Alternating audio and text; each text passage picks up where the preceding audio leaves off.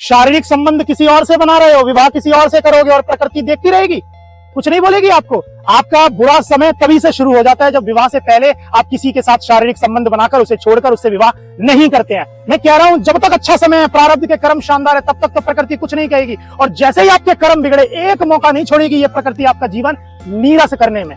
सामर्थ्य अगर इतना है कि विवाह से पहले आप संबंध बना रहे हो, तो इतना भी सामर्थ्य रखिए उसी व्यक्ति से फिर विवाह भी कर पाओ। अगर वो व्यक्ति विवाह नहीं कर रहा है, आपका इस्तेमाल कर रहा है, तो फिर संबंध भी मत बनाइए।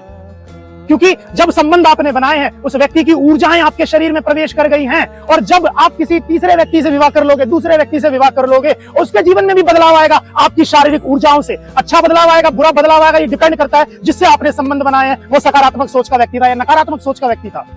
इसलिए जिससे विवाह कर रही हो या कर रहे हो, उसे बोल दो कि प्रियतम मोरे, मुझसे विवाह करोगे आप? हम तो पहले ही 10-15 बार संबंध बना के बैठे हुए हैं। वो व्यक्ति कहेगा 10-15 बार बना के बैठे हो, 20 बार तो हम बना के बैठे, तो बढ़िया है। फिर बस राम मिलाई जोड़ी, एक अंधा एक कोड़ी, आप जैसा भुगत के आए हो वैसा आपको पति मिल गया, चलता रहेगा। और आप अगर छुपा रहे हो इस ये सोचकर कि नहीं यार अच्छा पति मिला है, गवर्नमेंट जॉब है, शादी टूट जाएगी, मैं नहीं बता रही हूँ, आप प्रकृति से बच जाओगे क्या?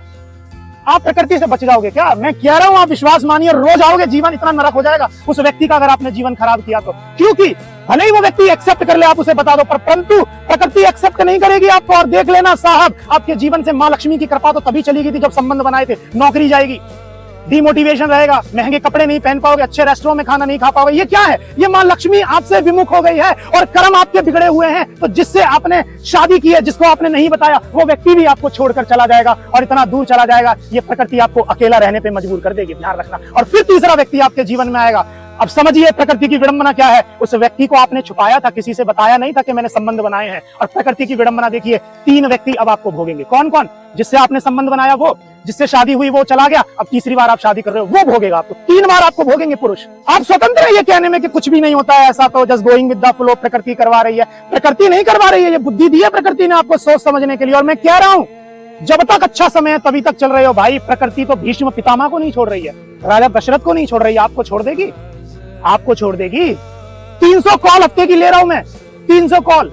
लोग मुझे बोल रहे हैं कि सर इतने दुखी हैं, इतने दुखी हैं, और उनके दुख सुन करके मुझे लगता है कि प्रकृति किसी को नहीं छोड़ रही है। जिस पुरुष को आपने अपना शरीर दिया, जिस पुरुष को आपने अपना मन दिया, वो तो छोड़ के चला गया।